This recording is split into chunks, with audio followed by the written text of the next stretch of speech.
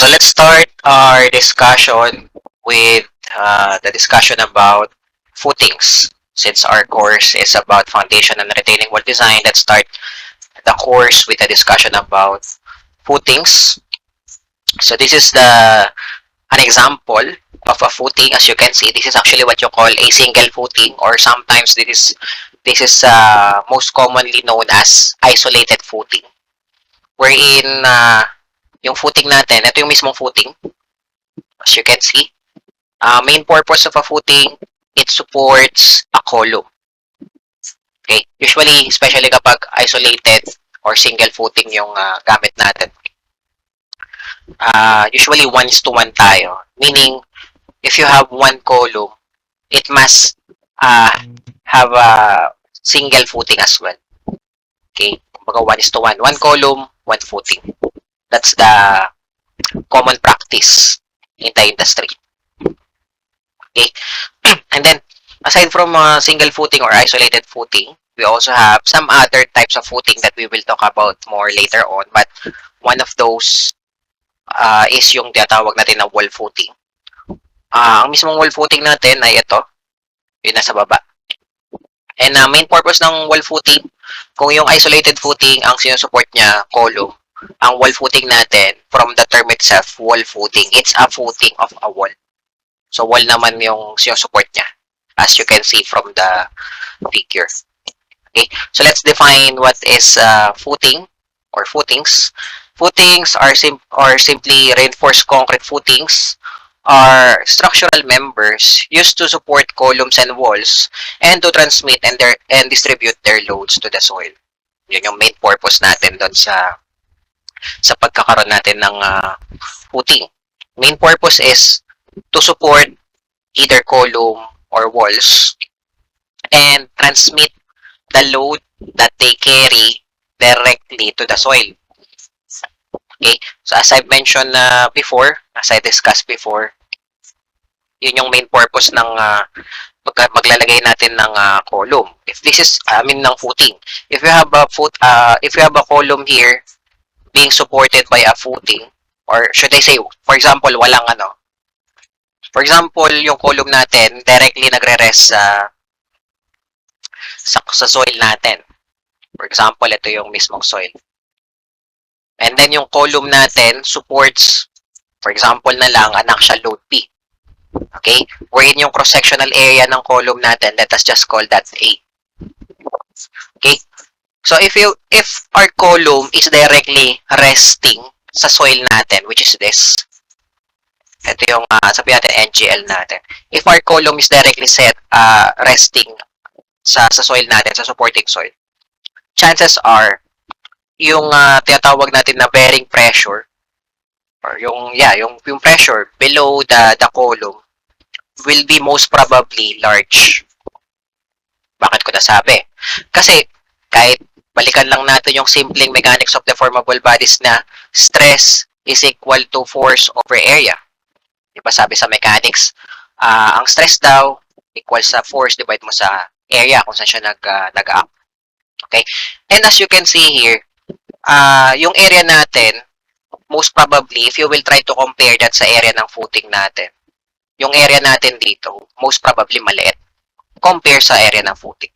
Kung maliit yung area natin dyan, or yung denominator natin, assuming that yung force natin is yung P natin dito, what will happen to the whole fraction kung yung cross-sectional area natin maliit? Chances are, yung whole fraction, since yung denominator natin maliit or papaliit, chances are yung whole fraction, or in other words, yung stress will be larger. Okay? That is what will happen if we will not provide a footing underneath our column. Okay? It will tend to produce a large magnitude of pressure dun sa soil natin.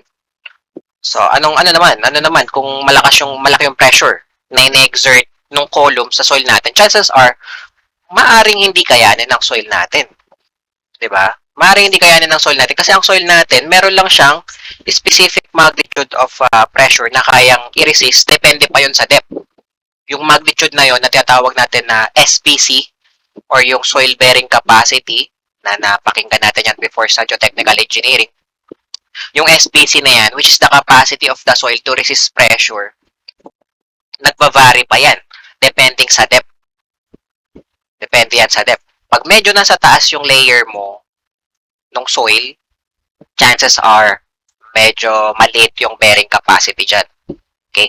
So if you will try to imagine paano yung variation ng pressure ng capacity ng soil in resisting bearing, siguro pwede natin siyang i-represent using this simple diagram lang. So, simple diagram. Ito lang, let's say for example, yung bawat force na to or pressure na nakikita mo dito, it represents the capacity of the soil in resisting bearing pressure from the structure. As you can see, as you go deeper, yung magnitude ng bearing pressure or bearing capacity ng soil natin, what happens as we go deeper dun sa soil? It tends to become large. It tends to increase. Okay? So, what happens here is kung sobrang laki ng pressure na ina-apply netong column natin, assuming na walang footing, directly resting lang siya sa soil natin. Kung masyadong malaki yung stress na yan, yung stress na yan na in-exert ng column natin sa soil natin, chances are baka hindi kayanin ng SPC ng soil natin yung stress na napoproduce ng column. Because nga, maliit yung cross-sectional area niya, baka hindi kayanin ng soil natin. Chances are, if this is the capacity or the SPC of the soil, maaaring yung napoproduce na stress nung column dito sa soil natin will have this kind of magnitude. So, i-relate ko lang dito sa drawing ko kanina. Sabihin na lang natin na ganito rin yung representation natin ng stress, variation ng stress na na-exert ng column natin sa soil natin. So, obviously, ano rin yun? Increasing din yun. Supposedly increasing, hindi. Decreasing siya actually. Yung stress na na-exert nung column natin, supposedly ano yan, papalit naman yan. Papalit naman yan as you go deeper. Kaso lang, ang problema dyan, since baligtad yung nung variation nila nitong capacity, as you can see, maaaring yung stress coming from the structure na to is larger than the capacity of the soil. Tendency, what will happen dun sa structure natin? Kung mas malaki to, yung stress na ina-impose ng structure natin dun sa capacity ng soil natin, chances are, magsisettle down yung natin, yung structure natin. Kasi hindi siya kayang i-resist ng natin ng soil natin. Kasi nga masyadong malaki yung stress na nai-impart niya dun sa soil. Bakit malaki? Kasi nga yung cross-sectional area, yung contact surface, kumbaga, between the structure or dito sa column, yan, sa column natin, tsaka sa soil natin, yung contact surface, maliit. Maliit siya. Okay? So, chances are, para lang medyo mapaliit natin yung pressure na na-exert ng buong structure natin through the column dun sa soil natin. Ginagawa natin. Instead of directly resting, instead na directly resting yung yung column natin sa soil natin, what we often do is we provide what we call footings. Okay? Kaya mapapansin niyo yung mga cross-sectional area ng mga footing, malalaki yan. So ano naman kung lumaki na? Kung hindi na directly resting yung column natin sa soil natin. Bagkus sa footing muna siya nakakonect, tapos yung mismong footing yung nakakonect sa soil natin. What will happen is, yung stress na to, yan, yung stress na yan na ini-impose ng structure natin sa soil will tend to decrease. Why did I say so? Balikan ulit natin, simpleng formula, stress is equal to force over area. What happened here, nung nilagyan na natin siya ng footing was, yung cross-sectional area natin lumaki. So, ang result, yung buong fraction, or in other words, yung stress na na-impose niya, lumiit. So, kung liliit yan, maaaring kayanin na ng soil natin. Maaaring yung SBC ng soil natin will now be greater than dun sa stress na ini-impose no structure dun sa soil natin. Okay? That is one of the many purposes of footing. It tends to minimize the amount of stress, the amount of pressure being transferred from the structure papunta dun sa supporting soil natin. Okay, that's one. That's one of the many purposes. Marami pang purpose yung footing, of course. But in a simple simple explanation, that is yung isang main role ng footing pagdating sa structure natin. Okay, it tends to minimize the amount of pressure being exerted from the structure papunta dun sa supporting soil. Para mapalit niya, kumbaga para hindi siya lumagpas dito sa SBC or sa soil bearing capacity nung mismong supporting soil natin. Okay.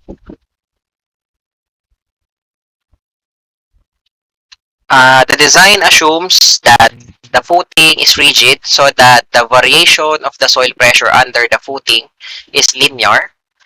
Uniform soil pressure is achieved when the column load coincides with the centroid of the footing. Although this assumption is acceptable for rigid footings, such an assumption becomes less accurate as the footing becomes relatively more flexible. Okay? So, ang assumption natin dito guys, whenever we design footing or foundation or footing na lang to be specific, we assume that our footing is rigid. What do we mean by when we say rigid yung footing natin? If you are familiar with the term rigid, ibig sabihin lang nun, minimum yung deformation, minimum to zero. Minimum hanggang zero yung deformation na nararamdaman ng foundation natin or footing natin. That is what we assume. Okay? Yun yung ina-assume natin. If ever na may kakargayang load, yung column na itatransfer niya sa footing, chances are, footing natin, rigid, hindi siya magde-deform. Okay? Yun yung assumption natin, Yun yung assumption natin. Okay? Pero, may tendency, if ever na rigid yung natin,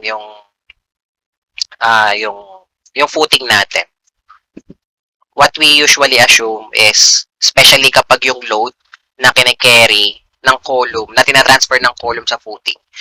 Kapag yung load na yon na tinatransfer ng column papunta sa footing ay nag-a-act sa centroid ng footing natin, usually we assume na yung footing natin exerts what we call a uniform pressures dito sa soil natin. Just like this. Okay? In addition sa kung rigid siya. Kung rigid siya, most probably, ganyan yung magiging variation ng pressure, soil pressure natin, or yung pressure na in-exert ng footing natin papunta rin sa soil natin. Okay? But, of course, syempre sa actual, in reality, hindi naman talaga sobrang rigid ng footing natin. Medyo, meron yung property kung saan medyo parang nagiging flexible yan. Kumbaga, if we assume na rigid to, pag pinush siya dito ng load P, ang assumption natin dyan, bababa lang yung kumbaga mako-compress lang ng footing yung soil. That is what we assume. Kung rigid yung natin, yung footing natin, and then yung load na in-exert ng column sa footing, nag-act sa centroid ng footing. We assume na bababa lang yung yung footing natin, mako-compress niya lang yung soil, it will result to uniform pressure. Okay? But in reality, that is not always the case. Kasi, especially, meron tinatawag na stress concentration dito sa connection between the column and the footing. Medyo may stress concentration dyan if you can imagine So chances are, because of that stress concentration, yung footing natin, instead of being rigid, medyo nagkakaroon ng deformation yan, similar to this. Para siyang beam na nagbe-bend. Diba yan? Para siyang beam na nagbe-bend. Pag in-apply mo siya ng load, it will not just settle down rigidly. Mag-settle down siya, pero corresponding to that, medyo may konting deformation. Depende pa yun sa amount of or sa magnitude ng load na pinapasa ng column papunta dun sa footing natin. Okay? But basically, we assume na lang na rigid yung natin, yung footing natin. Okay?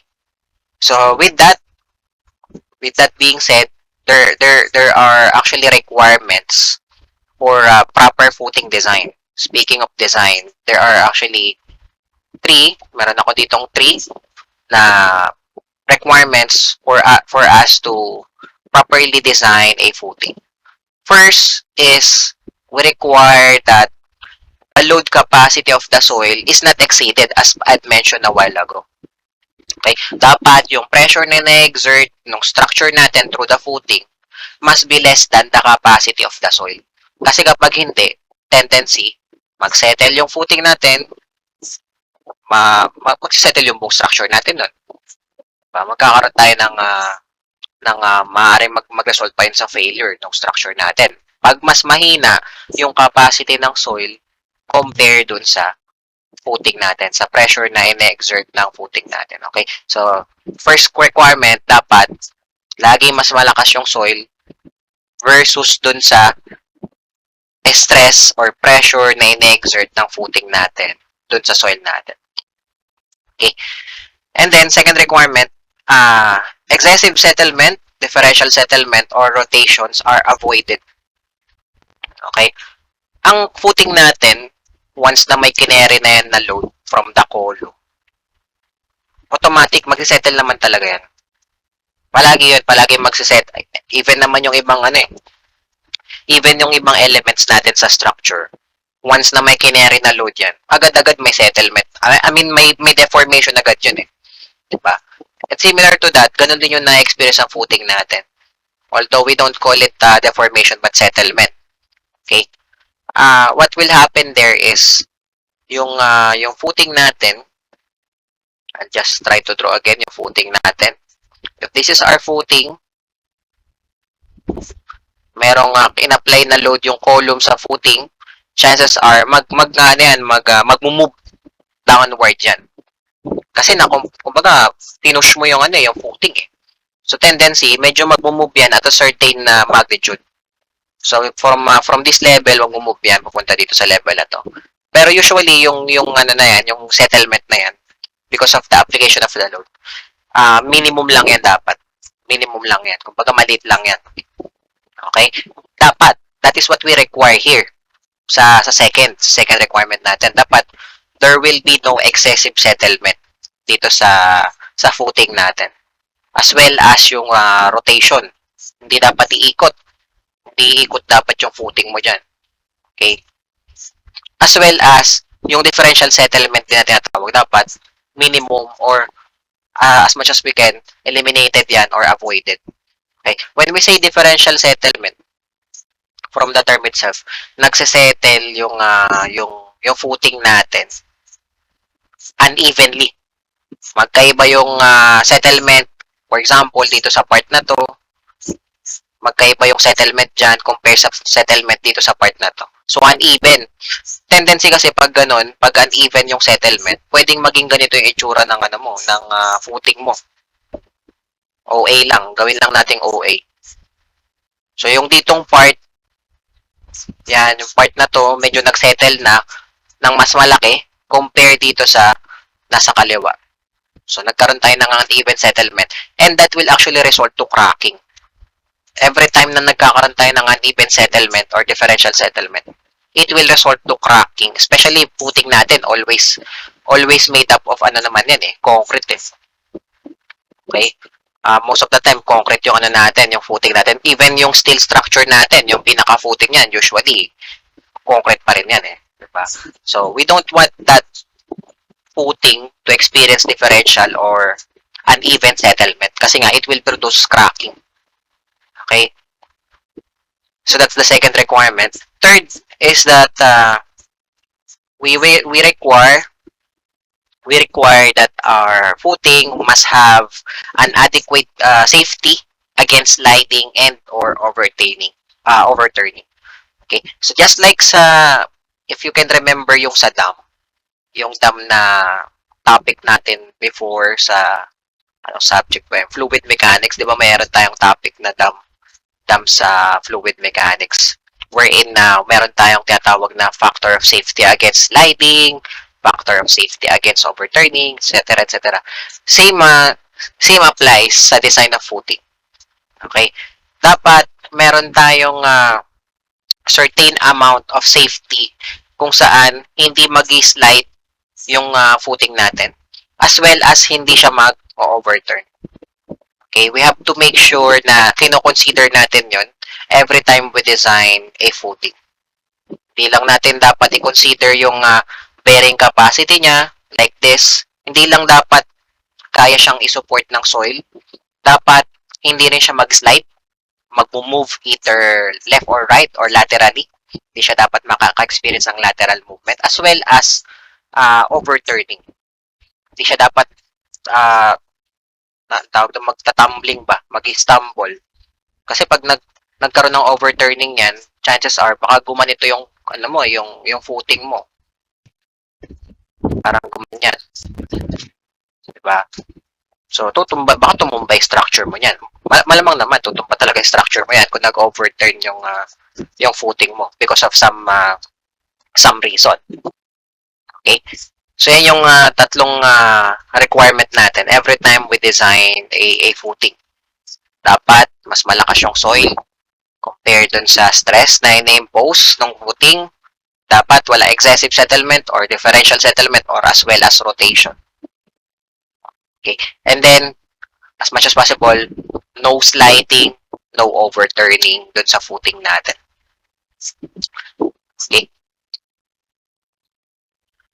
When a column load is transmitted to the soil by the footing, the soil becomes compressed. The amount of settlement depends on many factors such as the type of soil, the load intensity, the depth below ground level, and the type of footing. So this is what I am saying a while ago.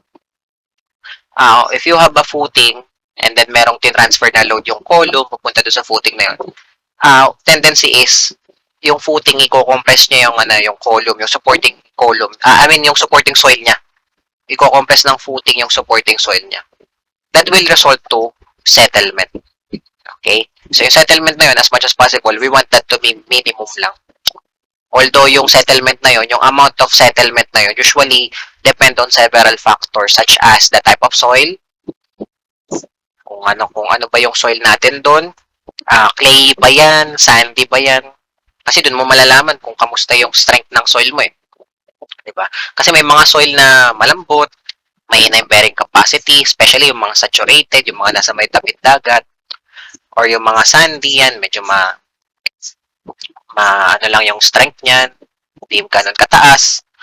And then, yung settlement, pwede rin nakadepende sa load intensity. Of course, kapag sobrang laki nung na tinatransmit na load from the column papunta sa footing, chances are, baka mag-settle nga ng sobra yung natin, yung footing natin. Okay? And then yung depth below the ground level, that's also a factor sa settlement. Kasi syempre, kung naka-embed ng napakalalim yung footing mo, chances are, malaki yung bearing pressure doon. Kasi naka-embed siya ng malalim. As I've mentioned a while ago, as you go deeper down the soil, tendency is yung strength ng soil natin lumalaki as you go down. Okay? So kung medyo malalim yung pagkakabaon mo sa footing mo, chances are, malakas yung supporting soil doon, it will tend to minimize settlement. Okay? And in addition to that, yung type of footing din natin, it will also play a factor sa magnitude ng settlement na mararamdaman niya. Kung yung footing natin, isolated lang, maliit lang yung cross-sectional area, maaring maliit lang yung settlement niya. Pero kung yung footing natin is as large as a mat footing, later on we will talk about more dyan sa mga types of footing. Kung medyo masyadong malaki yung footing natin, maaring malaki din yung settlement na ma-result sa kanya. Okay, so those are just some of the factors that often affect the amount of settlement ng footing natin. If different footings of the same structure have different settlements, new stresses develop in the structure. Excessive differential settlement may lead to the damage of non-structural members in the buildings or even failure of the affected parts. In relation dito sa requirement na binanggit natin, yung requirement number 2, as we have said a while ago, as much as possible, we don't want our structure to experience differential settlement. Actually, okay lang naman na mag-settle yung structure natin. Kasi it's natural naman eh. It's natural na yung structure mo, nag-settle talaga. Kasi meron ka kinakarga na load eh. Diba? So, ibig sabihin lang nun, there is a force that compresses the soil that will result to settlement. Kasi nako-compress ka yung soil eh. So, okay lang naman yun. Okay lang naman yun. Usually naman, minimum lang yun eh. Usually, minimum lang yung settlement na yun due to the load being carried by the structure. Pero, what we usually avoid is yung differential settlement. Okay? Bakit? Bakit natin ina-avoid yung differential settlement? Try to imagine lang. If you can try to imagine, for example, etong, for example lang etong tatlong column, yung 10 column na yan, 10 column na yan, tsaka to. Try to imagine, they are settling down. Nagsesettle sila. But, yung nasa gitna, for example lang yung nasa gitna, nagsesettle siya, say for example, twice or thrice as much nung dalawa sa exterior or sa extreme part. Okay? What will happen then? Kung nagsesettle to ng mas malaki compare dito sa dalawang to. Okay? What will happen is, if you can imagine anong mangyari sa structure natin, chances are, ito yung magiging itsura ng structure natin. Final niya na itsura, kumbaga. Okay.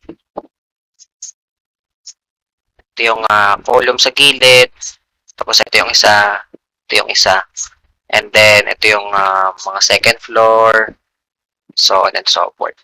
If you can imagine what will happen to the structure, nakita natin dito yung dito sa drawing ko what happened nung nagkaroon ng uneven settlement yung structure natin or nagkaroon ng differential settlement.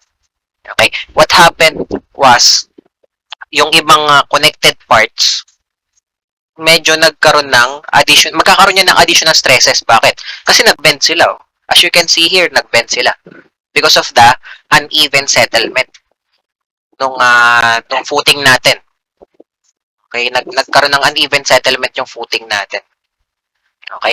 So, ang nangyari, nahatak yung ibang nahatak tong isang buong column na to, yung nasa gitna, nahatak siya pababa. But since may mga nakakonect sa kanya ng mga beams, mga slabs, etc., etc., of course, since nakakonect yun, mahahatak niya rin yun pababa. Okay? But since they are connected, tendency is medyo magbe-bend yung mga connecting members na yun. That will eventually result to cracking. And kung medyo excessive talaga yung settlement niya, total failure. Magkakaroon ng total failure yung structure natin dyan. Okay? That is what we often avoid. Okay na. Sige, okay na mag-settle yung structure natin. Basta pantay-pantay yung settlement niya eh. Diba? Basta pantay-pantay siya eh. Huwag lang talaga mangyayari na mag-settle yung structure natin unevenly or magkaroon siya ng differential settlement. Okay? Kasi kapag yun ang nangyari, yun, medyo result niyan cracking. Cracking yan ng mga connected members or connected parts. Most of the time, mga beams or girders or slabs, yan. Yan ang magkakaroon ng cracks dyan. That will eventually result to total failure kapag talagang excessive na yung differential settlement natin. Okay? Yun ang kalaban natin dyan. Kasi kung nagsisettle lang siya sabay-sabay, ang nangyari lang dito sa structure natin, bumaba lang siya. If you can imagine that, kung nagsisettle sabay-sabay yung tatlong footing na to, anong nangyari sa buong structure natin? Bumaba lang sila. Hindi nag-bend yung mga horizontal structures. Kasi sabay-sabay naman sila nag-settle down eh. Diba? Pero dito, since hindi sabay-sabay or hindi even yung settlement nila, yan. Ito yung naging result. Nahila yung mga connected parts. Okay? Sa structure natin. Okay? Vertical loads are usually applied at the centroid of the footing. If the resultant of the applied loads does not coincide with the centroid of the bearing area, a bending moment develops. In this case, the pressure on one side of the footing will be greater than the pressure on the other side. So this is actually what happens sa actual. Okay? If this is our column, which is carrying a certain amount of load, assuming na assuming lang na yung load na kinikerry ng column natin is directly acting dun sa centroid ng column. Usually, yung column natin, nilalagay din natin yan sa centroid ng footing natin. So, why is that? Bakit gusto natin yung column nasa centroid din ng footing natin? So, simple lang naman yung reason para kapag tinransfer na ng column, yung load papunta dito sa footing. Kasi ganito yung transferring yan eh. I will just try to draw the free body diagram of each part. So, hiwalay ko lang yung footing. So, separate ko lang yung footing sa column. So, by equilibrium, kung may downward force ka dyan, galing sa structure, it must be resisted by an upward force here. And then, since itong surface na to ay nakakonect dito sa surface na to, action-reaction, meron ka ring load P dyan. Okay? Oftentimes, yung load P na to, gusto natin nag-aakyat sa centroid ng footing natin. Okay? Bakit? Para yung pressure na i-exert niya sa soil, and in return, yung pressure na i-exert ng soil papunta dun sa footing natin, which will look something like this. So, ito na yung pressure na i-exert ng soil that actually prevents or resists this P. So, dapat ang resultant nitong mga bearing pressure na yan na upward. Pag kinuha natin yung resultant niya, dapat P rin dapat yan para in equilibrium sila. Okay? So, that is usually what results kapag yung load na kinikerry or tinatransfer ng column dun sa footing natin, nag-act sa centroid ng footing. Usually, even yung natin, yung pressure natin, uniform lang. Okay? Ngayon, ang nagiging problem dyan is yung footing natin oftentimes, hindi lang naman actual load P yung kinikerry niya. Oftentimes, meron din yung kinikerry na bending moment. Okay? Meron din yung kinikerry na bending moment like this na ipinapasa niya rin sa footing. And because of that bending moment, kung i-relate lang natin sa beam, if you can remember sa beam, if this is the neutral axis ng beam, 'di ba? Meron ditong bending moment that will actually produce what we call flexural stresses. Na ganito yung itsura. Okay, compressive sa taas, tension sa taas, assuming na simply supported. Okay? Yan ang result ng bending moment ay flexural stresses. And that will actually the same thing na mangyayari dito sa footing natin. In addition to this axial stress, may additional stress pa na mararamdaman yung footing natin, which is what we call flexural stress or bending stress due to the applied moment. So it will look something like this, yung variation ng pressure na yon. So medyo pag ganito yung papunta dito yung moment, so malamang mas nako-compress to. So nandito dapat yung compression. Nandyan dapat yung compression. Tapos nandito yung tension. Yan. Okay, assuming lang na ganyan yung itsura ng flexural stress natin. Okay, so this is the stress due to the axial load P. So you can just think about this as simply P over A lang yung magnitude niyan. Okay? While yung magnitude naman nito, kung i-relate natin sa beam, kumbaga yan yung MC over I. Okay? So nagkaroon ka ng additional stress. Yun yung nagagawa ng bending moment sa footing natin. It will induce what we call a larger stress or pressure dun sa footing natin na ipapasa niya sa supporting soil. Okay? So, kung makikita nyo, kanina, dito sa edge na to, ang magnitude na ng pressure, eto lang. Pero since may bending moment na nga, ang total pressure na natin dyan will be this plus this na. So, mas malaki na siya. Lumaki na siya with this magnitude coming from the bending moment. Okay? That will usually happen. So, pag tinotal ko na tong dalawa, usually ang magiging itsura niyan, parang trapezoidal. Trapezoidal yung load mo dyan eh. Pag tinotal natin yan, magiging ganyan yung itsura nung pressure diagram being exerted by the soil dun sa supporting footing natin. Okay? Usually ganyan yung magiging itsura niyan. Yan. Kasi mababawasan tong part na to eh. Mababawasan tong part na to, tapos dito banda, madadagdagan. Yan. So, mawawala to, mawawala to. Yung sa blue na rectangle, mawawala tong sa blue na rectangle, tapos madadagdagan siya nito. Kasi dito, ano eh, patension eh. Ayan, makikita mo, patension siya eh. Diba? So, medyo, ang magiging tsura niyan, pag pinag-add up mo yan, ganito. Trapezoidal. Okay? With a larger magnitude of pressure, dito banda sa edge na to. Kasi doon nakatutok yung moment eh. Doon nakatutok yung moment. So, mas nako-compress tong side na to, banda dito sa my right side, compare dito sa my left side. Okay? That is what happens kapag yung footing natin, hindi lang axial load yung kinikerry niya, bagkus meron pa siyang bending moment. Okay? Nangyayari yan kapag napoproduce siyang bending moment na yan kapag yung supposedly P natin hindi nag-act sa centroid. Okay? For example, kunyari yung load natin dito. Suburin natin yung mga load. So usually nangyayari ang nagkakaroon ng moment kapag yung load natin hindi nag-act sa centroid. Kasi kapag sa centroid siya nag-act, katulad nung kanina, ito lang yung stress mo. Pero for example, yung load being transferred by the column dun sa footing natin, kunyari, wala sa centroid ng footing. Sabihin na natin na yung force P na to, that is being carried by the column, sabihin na natin na nasa centroid ng column. Kaso lang, kung yung column mo, hindi mo naman siya ipoposisyon in such a way na nakasentro siya dun sa footing. Kunyari, dito natin banda nilagay yung column. Ito banda, sa may edge. So, ang tendency is, yung ipapasa na force P ng column papunta dito sa footing, it will have a certain eccentricity E. Yan. Okay? Magkakaroon siya ng eccentricity. Yung eccentricity na yan, it will actually result to a bending moment equal to P times E. Okay? Yan ang nangyayari kapag yung column natin, hindi natin nilagay exactly sa location ng centroid ng footing. It will result to an eccentricity that will eventually result to a bending moment. So, ganito yung magiging itsura natin.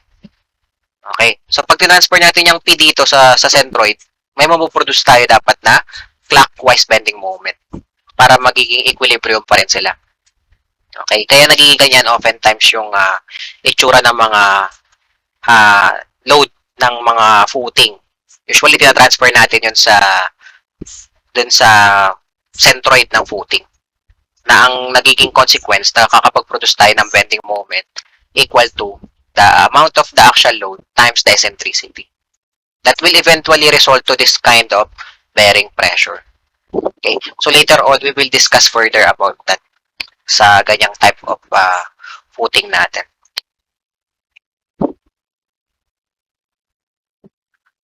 If the bearing soil capacity is different under different footings. For example, if the footings of a building are partly on soil and partly on rock, a differential settlement will occur. It is usual in such cases to provide a joint between the two parts to separate them, allowing for independent settlement. So as I've mentioned a while ago, pinakita natin yung nagiging result ng differential settlement. As you can see, pag hindi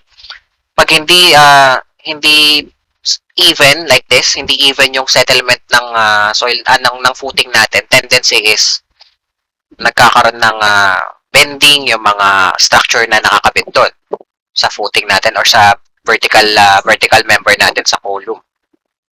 Okay, yan ang nangyayari kapag nagkakaroon ng differential settlement. Okay, oftentimes nangyayari yan kapag yung isang foundation natin or isang footing natin nagre-rest siya sa different type of soil. For example, dito sa part na to, kunyari dito sa part na yan, iba yung type of soil. Kunyari, soil A. Ganun din dito sa kabila. Nagre-rest yung footing na yan sa soil A. Okay? Kaso dito sa gitna, nagre-rest siya sa soil B. So, magkaibang type ng soil yung tinutuntungan ng bawat isang footing natin. Pag ganun yung case natin, usually that will result to uneven settlement or yung tinatawag nga natin na differential settlement like this one. Okay? So as you can see here, yan na magiging result pag uneven yung settlement. It will result to bending dun sa mga members na nagko-connect dun sa mga column natin that is being connected sa footing natin. Okay? So, para ma-minimize yung effect ng uneven settlement, usually, ang ginagawa natin, kung alam naman na natin talaga na yung footing natin magre-rest in two different types of soil, okay, ang ginagawa natin, we provide what we call joint, or sa structural term, tawag natin dito minsan seismic joint na lang eh. Okay? So, ano yung joint na yan, or seismic joint, or kung ano mang tawag natin dyan, usually tawag na lang natin joint. Okay? So, ganito lang yung concept ng joint na yan, guys. Okay? So, ito yung buong structure natin. Supposedly, ito yung buong structure natin. Tapos, itong footing na to, we know na magre-rest siya sa isang type ng soil. Tapos, yung kabilang side, we know na magre-rest siya sa isa pang type ng soil. Diba? Like this one. We know na yung kabilang side magre-rest sa ibang type of soil. Okay? So, alam agad natin na magiging result niyan, differential settlement. So, para mapaghandaan natin yun, yung tendency na yun na magkaroon ng differential settlement, usually nilalagyan natin yan ng joint dito.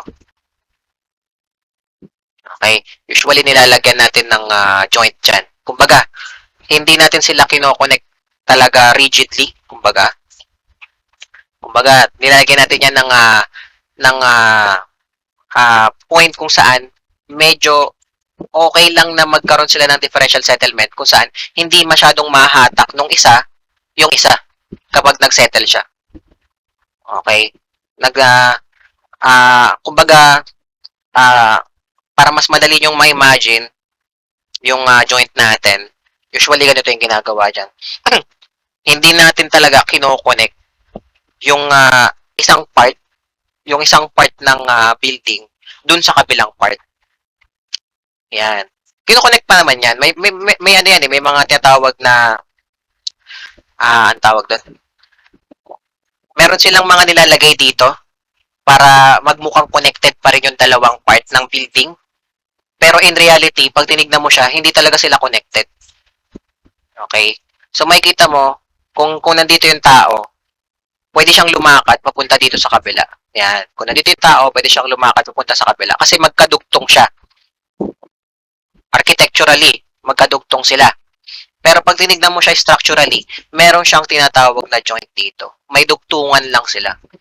Na ang purpose niyan is, if ever na itong side na to ng building magsettle differentially with respect dito sa isa, okay lang, hindi niya mahatak yung left side. Okay, so ang mangyayari dyan, ganito. Kunyari nagsettle yung right side. Unevenly nagsettle yung right side. Yan, nandyan siya. Yung kabila, nagsettle din, pero not as much as what happened dun sa right side. So, what will happen is, ganito yung magiging tsura nila. OA na lang, OA. Gawin na lang natin OA. Yan. So, makita natin, hindi nahatak nito, eto. Kasi nga, meron tayong pinrovide na joint. Yan. Yung dugtungan ba? Dugtungan nilang dalawa. Hindi talaga sila totally magka-connect. Although architecturally, meron silang connection dyan. May nilalagay silang mga treatment dyan para magmukha siyang magkadugtong. Pero, ano lang yun, kumbaga, from the eyes lang yun. Pag tinignan mo lang, mukha silang magkadugtong. Pero, structurally, hindi talaga sila magkadugtong. Okay? So, usually, ganyan yung ginagawa natin sa mga structure natin. Naglalagay tayo ng mga joint na tinatawag to prevent the effect of uneven settlement or differential settlement. Okay, para kapag yung isang side nagsettle, hindi niya mahatak yung isa. Okay? Although dito sa drawing ko, guys, baka naman na iniisip nyo, ganito talaga yung nangyari sa actual. OA lang to. Hindi naman ganito talaga yung settlement or yung magnitude ng settlement sa actual. Usually, maliit lang yun. As in, medyo hindi mo nga mapapansin eh, na etong side pala na to, bumaba na pala compare dito sa side na to. Usually, di mo na mapapansin. Maliit lang naman yan talaga sa actual. Maliban na lang talaga kung sobrang laki ng settlement. Okay? Pero kung talagang maliit lang yan, hindi mo mapapansin yan kahit na mag-settle yung isang part dito relative to the left side. Okay? The depth of the footing below the ground below the ground level is an important factor in the design of footings. This depth should be determined from soil tests, which should provide reliable information on safe bearing capacity at different layers below ground level. Soil test reports specify the allowable bearing capacity to be used in the design. So yung tinatawag natin na depth of embedment ng footing, kung gaano kalalim naka-embed yung footing relative sa natural grade line, that will also play an important role sa design ng footing. For the reason that I already mentioned a while ago. Simply because as you go down, as you go deeper down the soil, tendency, yung bearing capacity ng soil, lumalaki. Lumalaki yung bearing capacity ng soil as you go down. Okay? So kung yung upper part ng soil, for example, this is our soil, upper part, middle, tapos yung bottom, yan. Ito yung layer A, layer B, layer C. Ito yung NGL natin, for example, natural grade 9. For example lang, kung yung layer A medyo mahina, what you want to do is yung footing natin, gusto natin na i-embed yan hindi sa layer A.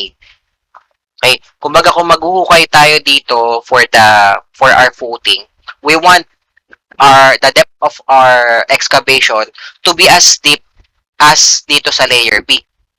Kung mahina yung layer A, kung mahina kunwari yung upper layer natin. Ayaw natin na yung footing natin magre-rest sa layer A. Kasi nga, from the soil test, for example lang, from the soil test, nakita na natin, from the soil test report, mahina yung layer A. So, medyo hindi niya kakayanin yung this amount of pressure being exerted by the structure papunta dun sa soil. So, what we tend to do is, hukayin pa natin yan ng mas malalim in such a way na yung footing natin dito na magre-rest sa layer B. Bakit natin pinunta sa layer B? Kasi nga, pangit yung layer A, mahina.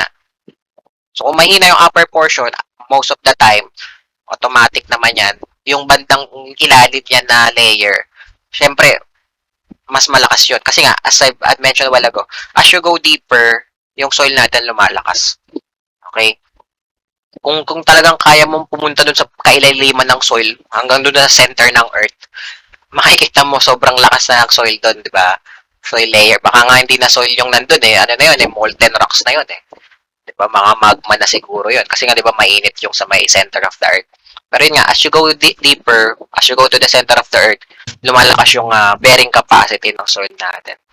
Okay? So, that will actually play a vital role, yung depth of embedment na tinatawag. Ito yun tinatawag na depth of embedment So, mas malaking depth of embedment, tendency is, mapupunta ka dun sa layer ng soil na mas malakas. Mas malaki yung bearing capacity. Usually, nalalaman natin yan, yung mga bearing capacity na yan, usually, nalalaman natin yung bearing capacity versus the depth sa mga soils report or sa mga soil tests na ginagawa ng mga or ina-assess ng mga geotechnical engineer. Okay, so ang ginagawa nila dyan, nagko-coring sila, binubutas nila yung lupa natin, tapos kumukuha sila ng mga soil sample at a certain depth, sabi natin 20 meters. Ano lang sila, may device sila dyan, parang tool, parang tubo ba, na nilulubog sa lupa. Tapos makikita nila doon, iba-iba yung layer ng iba-iba yung itsura ng lupa as you go deeper. Upper layer, for example, mabuhangin or mabuhaghag. Tapos bandang ilalim, mabato na, mga ganyan. So yun yung ginagawa sa soil testing. So with that, na ina-assess ng geotechnical engineer, malalaman natin ano yung bearing capacity ng soil relative to the depth. Pero expect mo na as you go deeper, expect mo papalakas yun yung capacity ng soil natin.